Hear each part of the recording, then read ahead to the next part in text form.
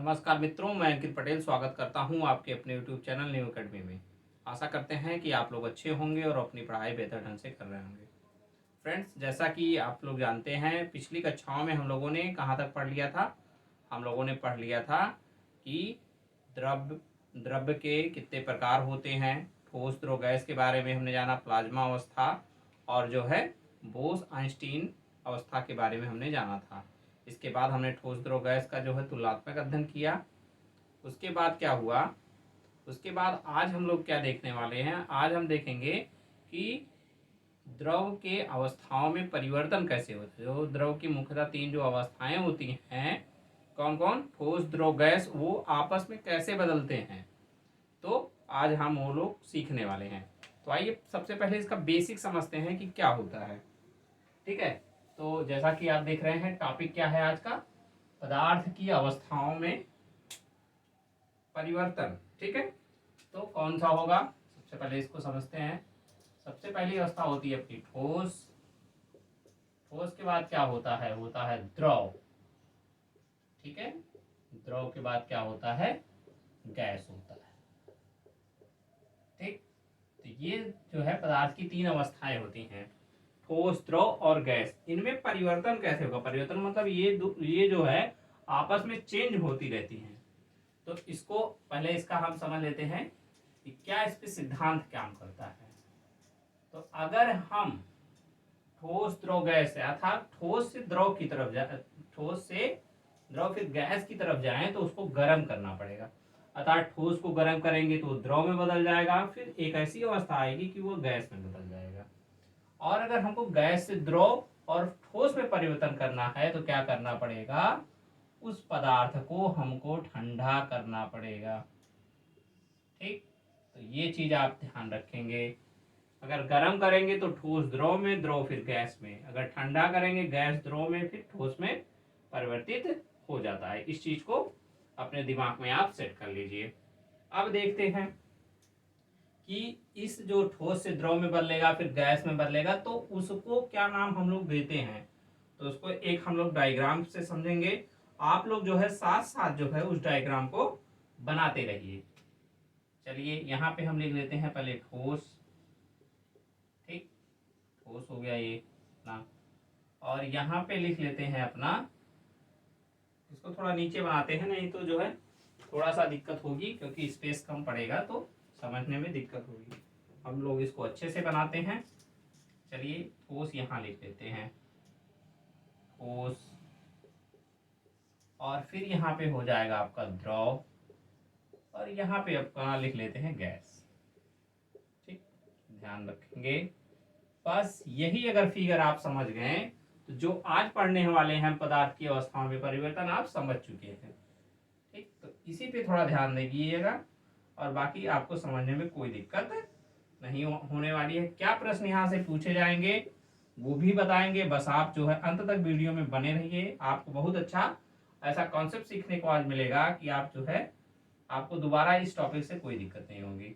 ठीक है, अगर ठोस से द्रव में जब परिवर्तन होगा, ये चीज ध्यान रखेगा, ये जो चिन्ह है वो उस तरफ जा रहा है। जिससे ठोस से द्रव में जाएगा तो ये हो जाएगा, और द्रव से जब इधर ले आएंगे तो ऐसा चिन्ह लगा लेंगे। इस चिन्ह का मतलब वो उस अवस्था से इस चिन्ह की अवस्था की तरफ परिवर्तन हो रहा है। जैसे ठोस से द्रव की तरफ ये चिन्ह लगाया तो ठोस से किस में परिवर्तन हो रहा, द्रव में। फिर ऐसे, फिर इसको देखते हैं। ठीक, द्रव से गैस में, और फिर गैस से द्रव में भी बदलेगा।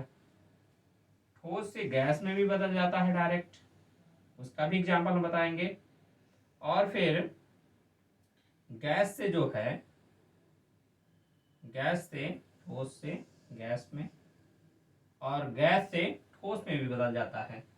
ये होता है उनके बदलाव का क्रम। ठीक है, अब हम देखते हैं इसको नाम क्या देते हैं हम, क्या नाम होता है इनका। अगर ठोस से कोई चीज द्रव में बदल रहा है तो उसको बोलते हैं गलनांक, या गलन बोलते हैं, अर्थात गल गया। ऐसा कहते हैं किसी चीज को गला के पिघला के, तो उसको गलन बोलते हैं। जब द्रव से ठोस में बदलता है तो उस प्रक्रिया को जमना बोलते हैं या हिमांक बोलते हैं। ठीक, तो ये चीज ध्यान रखेंगे। अब जब द्रव से जब गैस में कोई चीज, देखिए द्रव से गैस में बदल रहा है, तो द्रव से जब गैस में बदलता है तो उसको क्या बोलते हैं, वाष्पन बोलते हैं।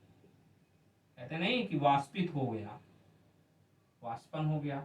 और जब गैस से द्रव में बदलता है तो उसको बोलते हैं संघनन। क्या बोलते हैं, संघनन। ठीक, आप लोग साथ साथ ये डायग्राम बनाते रहिए और उसको आप जब समझ के ऐसे बना लेंगे तो आपको कोई दिक्कत नहीं होगी। अब जब ठोस से सीधे गैस में बदल जाता है तो उस प्रक्रिया को कहते हैं ऊर्ध्वपातन। ऊर्ध्वपातन से बहुत सारा क्वेश्चन पूछा जाता है, आगे मैं बताऊंगा। और जब गैस से ठोस में बदल जाता है उसको बोलते हैं निक्षेपण। क्या बोलते हैं, निक्षेपण। ठीक, ये चीज हो गया। इस डायग्राम को आप लोग बना लीजिए और हम उसके बाद आगे बढ़ते हैं। तो आपने क्या सीखा, ठोस द्रव गैस में कैसे परिवर्तन होता है। तो कैसे होता है, उष्मा के द्वारा परिवर्तन होता था, ताप के द्वारा उनमें परिवर्तन किया जा सकता है। या तो उसको ताप दे दे या उसको ताप निकाल ले तो उसमें परिवर्तन हो जाता है। फिर ठोस द्रव गैस हमने देखा, ठोस से द्रव में बदलेगा तो उसको गलन बोलते हैं, द्रव से ठोस में बदलेगा तो उसको जमना या हिमांक बोलेंगे। फिर द्रव से अगर गैस में बदलेगा तो वाष्पन होगा, और गैस से द्रव में बदलेगा संघनन होगा। कैसे पता चलेगा कि कौन किस में बदल रहा है, तो जिस तरफ ये चिन्ह लगा हुआ है वो उसमें परिवर्तन हो रहा है। ठीक है, सॉरी। तो इस चीज को आप लोग ध्यान रखेंगे। ठीक है, जिस तरफ उसका चिन्ह बना हुआ है वो उसमें परिवर्तन हो रहा है, इस पे ध्यान रखेंगे। फिर ठोस से गैस में ऊर्ध्वपातन और गैस से ठोस में तो निक्षेपण होगा। तो आप लोग ये फिगर बना चुके होंगे। आगे हम बढ़ते हैं, अब एक एक को हम देखेंगे कि ठोस से द्रव में कैसे, और फिर उसको जमना या हिमांक क्या होता है, इसको हम लोग समझने वाले हैं। चलिए आगे बढ़ते हैं। आगे बढ़ने के क्रम में है कि अब हम ठोस और द्रव को केवल देखेंगे। ठीक, जो फिगर था उसी को भी बना लेते हैं, ठोस से द्रव में। ठीक, ठोस से द्रव में बदलेगा और गैस द्रव से भी ठोस में भी बदल लेंगे। देखिए इधर हो गया एक और द्रव से ठोस में हो गया। तो अभी हमने क्या सीखा कि ठोस से जब द्रव में बदलता है तो उसको क्या बोलते हैं, गलना बोलते हैं। क्या बोलते हैं, गलना। ठीक, गलन या गलना। और इसको क्या बोलते हैं, हिमांक या जमना कहते हैं, जब द्रव से ठोस में बदलेगा। तो हम सबसे पहला पॉइंट लेते हैं गलन। ठीक, गलन होता है और जो प्रक्रिया होती है उसको बोलते हैं गलनांक। गलनांक को क्या बोलते हैं, मेल्टिंग, पिघलना, यानी LTING, मेल्टिंग। अब देख रहे हैं आप कि किसमें क्या, गलनांक में क्या प्रक्रिया होती है। तो ठोस किसमें बदलता है, ठोस जो बदल जाता है किसमें, द्रव में। तो गलनांक की परिभाषा होती है कि वह ताप जिस पर कोई ठोस द्रव अवस्था में परिवर्तित हो जाता है उसे क्या कहते हैं, उससे बोलते हैं गलनांक। अब गलनांक में अगर कोई जैसे पदार्थ है उसमें अगर अशुद्धि मिला दी जाए, कोई पदार्थ है मान लीजिए जल है, जैसे बर्फ है, बर्फ में अगर कोई अशुद्धि मिला दी जाए तो गलनांक पर क्या प्रभाव पड़ेगा। ये आता है अशुद्धि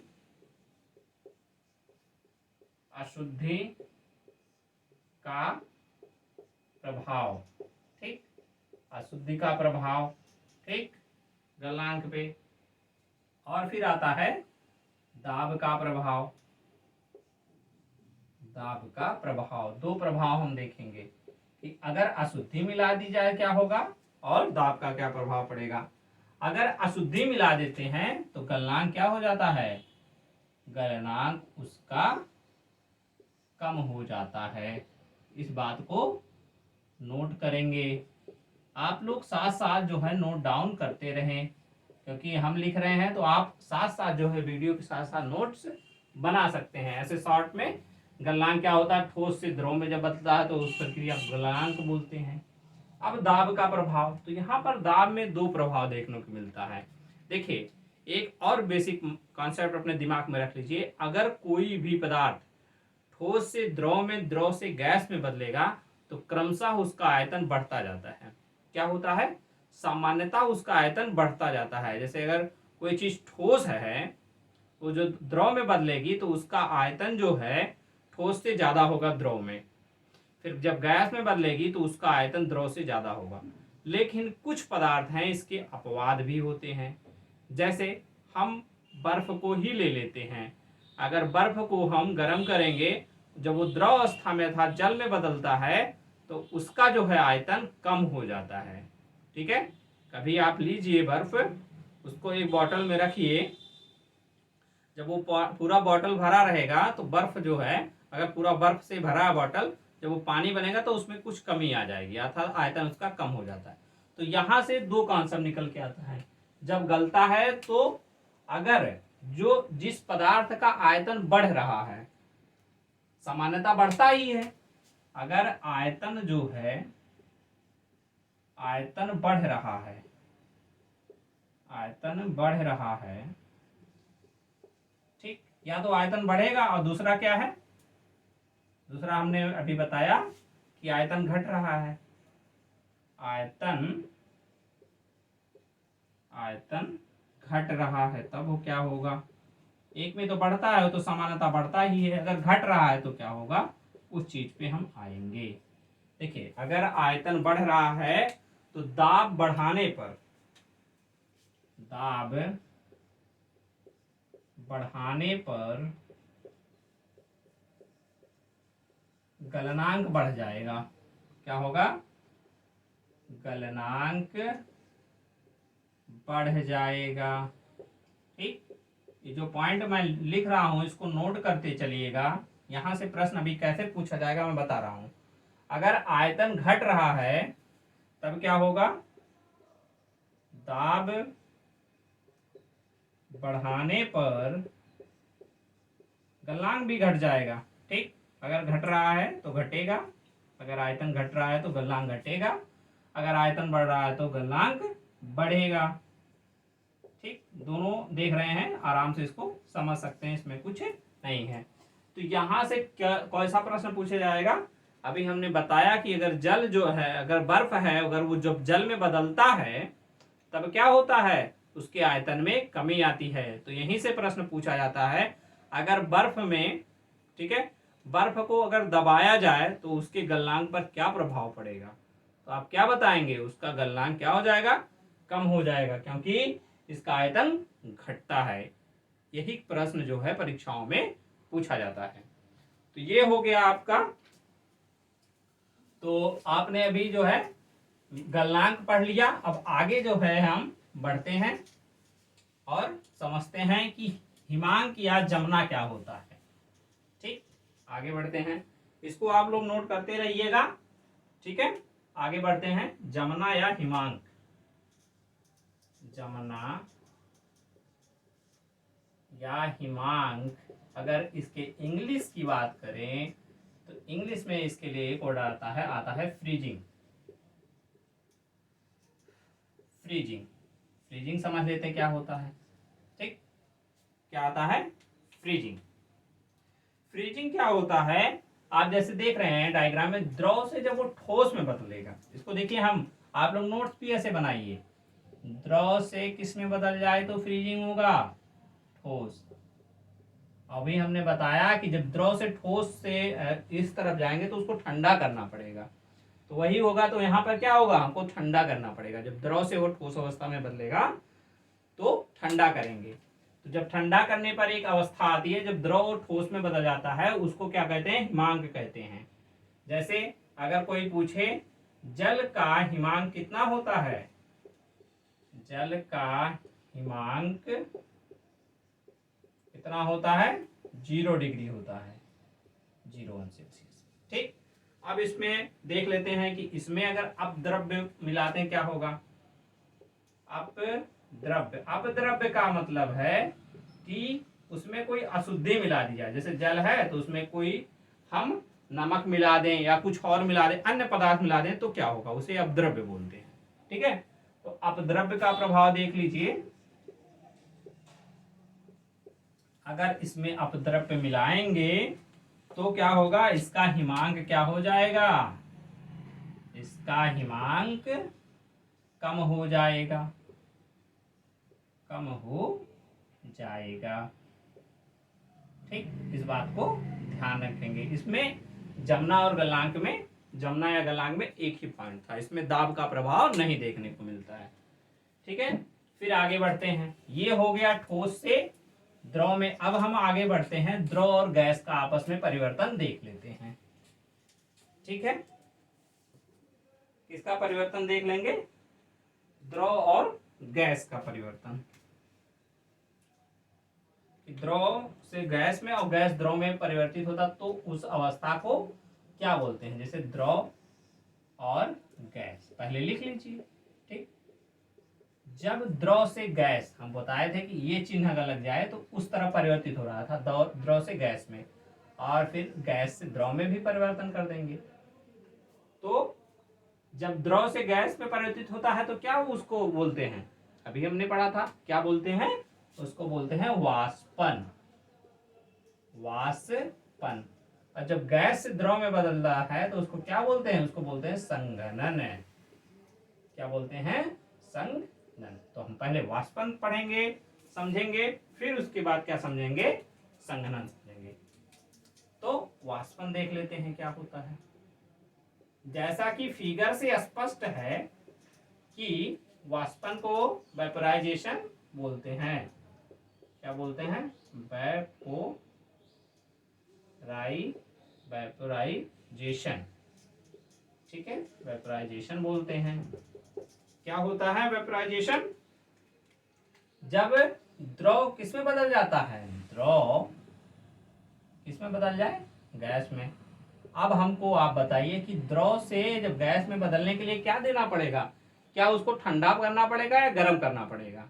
तो आप बताएंगे सर ये द्रव से गैस में जा रहा है, ठोस द्रव गैस इस तरफ जा रहा, तो उसको गर्म करना पड़ेगा। और जब उल्टा आएगा, गैस द्रव ठोस, तो ठंडा करना पड़ेगा। कहेंगे ये तो सर आपने हमको बता दिया, हम सीख भी गए हैं। तो यहाँ पे क्या करना पड़ेगा, गर्म करना पड़ेगा। ठीक, तो ये जो वाष्पन होता है, इसको जो है हम लोग प्राकृतिक रूप से गर्म करते हैं। मतलब वाष्पन की जो प्रक्रिया होती है वो प्राकृतिक रूप से होती है। जैसे इसको समझते हैं कि अगर हम किसी कटोरी में ऐसे ले जाके पानी को बाहर रख दें, उसको हीट तो हम एक्सटर्नली दे नहीं रहे हैं, जो प्राकृतिक रूप से जो सूर्य की रोशनी मिल रही है या हवा मिल रहा है उससे वो गर्म होगा, सूर्य की रोशनी से, तब भी वाष्पन की प्रक्रिया होती है। तो क्या होगा, तो वाष्पन की प्रक्रिया, लेकिन गर्मी तो कहीं ना कहीं से उसको मिल रही है ना, तभी वाष्पित होता है। तो ये होता है वाष्पन। अब वाष्पन आप सीख गए हैं। अब देखते हैं वाष्पन को प्रभावित करने वाले कारक, यहां से प्रश्न पूछा जाता है। वाष्पन को प्रभावित करने वाले कारक, यहां से प्रश्न कैसे पूछा जाएगा मैं बता रहा हूं आपको। यहां से जरूर एक प्रश्न देखने को विभिन्न परीक्षाओं में मिलता है। पहला होता है, पहला ताप, ताप का प्रभाव। अगर ताप को बढ़ाया जाएगा तो बताइए क्या होगा, वाष्पन की प्रक्रिया क्या होगी, बढ़ेगी घटेगी। ताप का प्रभाव फिर देखेंगे हम। अगर ताप बढ़ेगा, ताप बढ़ाने पर वाष्पन बढ़ेगा, ये चीज ध्यान रखिएगा। और घटाने पर क्या होगा, घटेगा। इसको भी नोट कर लीजिएगा साथ में। ताप का प्रभाव हो गया। अब सतही क्षेत्रफल, सतह का क्षेत्रफल, इसको समझिएगा। अगर पानी किसी गिलास में रखा है, ठीक है, और पानी किसी थाली में रखा है, तो सबसे ज्यादा वाष्पन दोनों में से किस में होगा, तो आप बताएंगे थाली में होगा। क्यों, क्योंकि उसका सतह बढ़ गया है। तो सतह बढ़ने पर वाष्पन क्या होगा, सतह का क्षेत्रफल बढ़ने पर बढ़ने पर बढ़ेगा, इसका सिंबल आप ये अगर सिंबल आए तो आप बढ़े समझिएगा, और अगर नीचे मैं ऐसे लिख दूं तो घटे समझिएगा। ठीक, आप लोग इसको अपने नोट्स में भी शॉर्ट नोट ऐसे बनाया जाता है, इसको भी ध्यान रखेंगे। तो बढ़ाने पर बढ़ता है और घटाने पर क्या होता है, घटता है, इसको साथ में नोट करिएगा। फिर तीसरा पॉइंट इसमें आता है हवा का प्रभाव, वायु का प्रभाव, वायु का प्रभाव। ठीक, वायु का प्रभाव, वायु के प्रभाव में देखते हैं, अगर हवा चल रही है, ठीक है, हवा से, हवा देने पर, हवा से वाष्पन बढ़ता है, इसको लिख लीजिएगा, वाष्पन बढ़ता है। ठीक, तो वाष्पन से यही प्रश्न पूछे जाते हैं। देगा कि अगर किसी सतह का क्षेत्रफल बढ़ा दिया जाए तो वाष्पन पर क्या प्रभाव पड़ेगा, ये प्रश्न पूछे गए हैं। ठीक, तो इसको आप लोग नोट डाउन कर लीजिए, ठीक है, और नोट्स जरूर बनाइए। फिर आगे बढ़ते हैं। देखिए, ये वाष्पन जो था एक प्राकृतिक प्रक्रिया थी, इसमें हम कहीं से गर्म नहीं कर रहे थे, केवल सूर्य स्वयं से गर्म कर रहा था। अब इसकी एक आती है, एक प्रक्रिया आती है, वो होती है क्वथनांक। क्या होती है, क्वथनांक। क्वथनांक एक आता है, क्वथनांक से भी वाष्पन होता है, क्वथनांक को बोलते हैं बॉइलिंग। ठीक, क्वथनांक को बोलते हैं बॉइलिंग, इसको ध्यान दीजिए क्या होता है। अभी तक हम तो पानी को ऐसे ले जाकर छत पे रख दे रहे थे, अब क्या करेंगे, पानी को गर्म करेंगे, तो इसको ताप देंगे। ये भी वही है, द्रव से किस में बदलेगा, ये गैस में बदलेगा, लेकिन इसमें ताप हम स्वयं से देंगे। तो वाष्प क्वथनांक की कभी कभी परिभाषा पूछी जाती है, तो आप लिखिए, वह ताप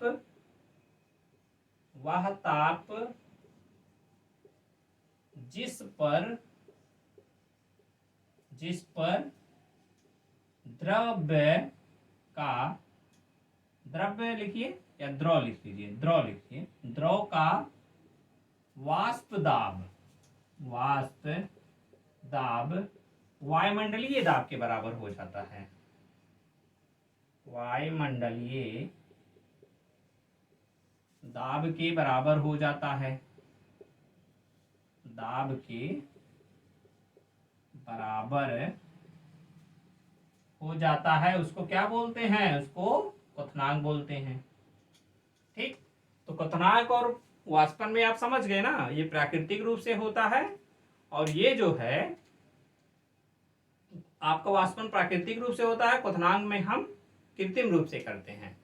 और क्या होता है, वाष्पन की प्रक्रिया धीरे धीरे होती है, और क्वथनांक जो है जब उसको गर्म करेंगे तो प्रक्रिया जल्दी होती है, और वाष्पन जो है केवल सतह पे होता है।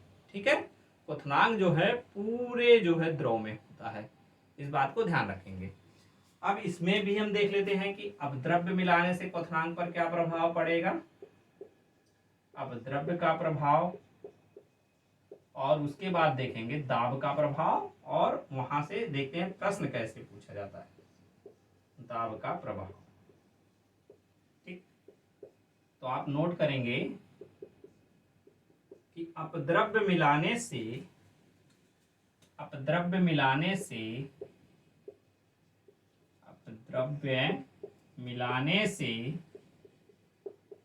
क्वथनांक बढ़ जाता है भैया।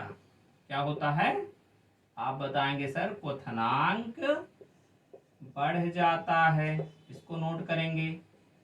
ठीक, साथ साथ आप नोट करते रहें। ठीक, क्वथनांक बढ़ जाता है। अब दाब का प्रभाव। ठीक, दाब के प्रभाव में क्या होता है, दाब बढ़ने पर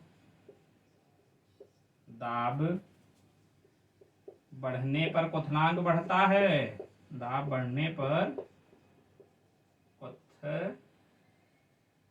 क्वथनांक बढ़ता है, और घटने पर घटता है, दाब घटने पर घटता है। ठीक, इसको ध्यान रखिएगा। अब इसका प्रयोग करके वो प्रश्न कैसे एग्जाम में पूछता है मैं बताता हूं। देखिए, अब यहाँ पे नोट ऐसे, बढ़ने पर बढ़ रहा है और घटने पर घट रहा है। ठीक, अब यहां से प्रश्न कैसे पूछा जाता है? प्रश्न वो देगा कि पहाड़ों पर जाने पर खाना बनाने में क्यों दिक्कत होती है, अर्थात खाना वहां क्यों नहीं पकाया जा सकता। इस टाइप के प्रश्न पूछे जाते हैं। और प्रेशर कुकर में दाल जल्दी क्यों पक जाती है, ये प्रश्न दो यहाँ से पूछे जाते हैं। तो अगर हम जब पहाड़ों पर जाते हैं तो वहां पे दाब क्या होता है, घटने लगता है। तो घटने से क्वथनांक क्या होता है, घटता है। अर्थात जो चीज पता लगे 100 डिग्री पे वहां पे क्वथन गर्म होनी चाहिए, वाष्पित होनी चाहिए, उबलना चाहिए। बॉइलिंग का मतलब उबलना होता है। मान लीजिए दाल को 100 डिग्री चाहिए उबलने के लिए, पकने के लिए। जब हम वहां पे चले गए, कहाँ पे, पहाड़ पे, तो वहां दाब कम हो गया, उसका क्वथनांक जो पता लगे 100 था 80 हो गया, तो दाल कहाँ पकेगी, तो इसलिए दाल नहीं पकती है पहाड़ों पर। दूसरा प्रश्न यहां से पूछा जाता है कि प्रेशर कुकर में दाल जल्दी क्यों पक जाती। प्रेशर कुकर में दाब बढ़ जाता है, जिसके कारण क्वथनांक बढ़ जाता है, इसलिए दाल जो है पक जाती है। ठीक, तो ये दोनों पॉइंट आप लोग वहां पे नोट कर लीजिएगा। फिर ये हो गया, आप तो अभी एक चीज वाष्पन समझ गए। ठीक, अब हम आते हैं संघनन पे। संघनन, संघनन किसे कहते हैं, देखिए आप फिगर से बताइए हमको। तो आप बताएंगे सर, द्रव से सॉरी गैस से द्रव में बदलने की प्रक्रिया संघनन क्या होता है। संघनन, संघनन को बोलते हैं, क्या बोलते हैं, गैस से जब किसमें परिवर्तित हो जाए, द्रव में, तो होता है संघनन। ठीक, इसको कंडेंसेशन बोलते हैं। ठीक है, कंडेंस, CONDENSION, ठीक है, ये चीज ध्यान रखेंगे। अब संघनन समझ गए आप। ठीक है, संघनन के हम कुछ एग्जाम्पल देख लेते हैं कि संघनन के उदाहरण क्या होते हैं। मतलब संघनन हमको देखने को कहाँ मिलता है। संघनन देखिए, संघनन क्या होता है, जब बादल जो होते हैं, जो वर्षा होती है, वो भी संघनन का एक रूप है। क्योंकि हमारे जो बादल होते हैं वो गैस अवस्था में रहते हैं, तो बारिश का होना भी, बारिश की बूंदों का, बारिश का होना एक एग्जाम्पल ये हो गया। बादल वाष्पित रहते हैं, फिर द्रवावस्था में बदल जाते हैं। दूसरा, आपने देखा होगा जैसे आजकल गर्मी का मौसम चल रहा है, तो हम लोग कोल्ड ड्रिंक पीते हैं। वैसे कोल्ड ड्रिंक ले आके रख दीजिए, या ऐसे ही फ्रिज में डिब्बे में ठंडा पानी भरिए, देखिए उसके बाहर जो है पानी आके, मतलब पानी कहीं से आ जाता है, क्या बॉटल से थोड़ा ना पानी निकल रहा है। ये जो अपना जो है वायुमंडल में जो वाष्प है, वो जो क्या हो रहा है, वो द्रवावस्था में बदल रहा है। तो आप लिखेंगे बोतल पे, बोतल पर, ठंडी बोतल पर, यहाँ पे लिखिए ठंडी बोतल पर पानी का जमना। ठीक, पानी का जमना, ये चीज ध्यान रखें। ठीक है, ये होता है संघनन। क्या होता है संघनन, द्रव से सॉरी गैस से द्रव में बदलना होता है संघनन। ठीक, अब ये हो गया द्रव और गैस का भी काम हमने देख लिया। अब एक बचता है कि ठोस से सीधे गैस में बदलना और गैस से सीधे ठोस में परिवर्तित होना। अर्थात अब ठोस और गैस का हिसाब किताब बचा हुआ है। ठोस और गैस, जब ठोस से सीधे गैस में बदल जाए और गैस से फिर ठोस में बदल जाए। अभी हमने पढ़ा कि ठोस से जब गैस में बदलता है तो उस प्रक्रिया के क्या बोलते हैं, ऊर्ध्वपातन। यहां से भी बहुत क्वेश्चन आता है। और गैस से जब ठोस में बदलता है तो उसको क्या बोलते हैं, निक्षेपण। ठीक है, निक्षेपण। तो आइए समझते हैं ऊर्ध्वपातन को, और उसके एग्जाम्पल महत्वपूर्ण हैं, उसको ध्यान रखेंगे। ठीक है, ऊर्ध्वपातन क्या होता है भैया, आप बताएंगे ठोस से सीधे गैस में। कहेंगे क्या सर वो द्रव में नहीं परिवर्तित होगा, तो नहीं परिवर्तित होता है, ठोस सीधे सीधे कन्वर्ट हो जाता है गैस में। ठीक, तो वह प्रक्रिया जिसमें ठोस सीधे किसमें परिवर्तित हो जाए, गैस में, वह प्रक्रिया कराती है ऊर्ध्वपातन। तथा जो पदार्थ ये गुण रखते हैं उसको बोलते हैं ऊर्ध्वपातज। ठीक, तो ये चीज ध्यान रखेंगे तो इसके एग्जाम्पल हम नोट करते हैं। जैसे जब कथा वथा होती है तो आप लोग देखते हैं कपूर जलाया जाता है, तो कपूर सीधे जो है ठोस से गैस में बदल जाता है। तो कपूर एग्जाम्पल हो गया इसका। एक आता है नौसादर, नौसादर जिसको अमोनियम क्लोराइड बोलते हैं, उसका फार्मूला है NH4Cl। फार्मूला भी लिखिएगा, पता लगे एग्जाम्पल में दे दिया NH4Cl, नौसादर खोजते रह जाएंगे, मिलेगा नहीं।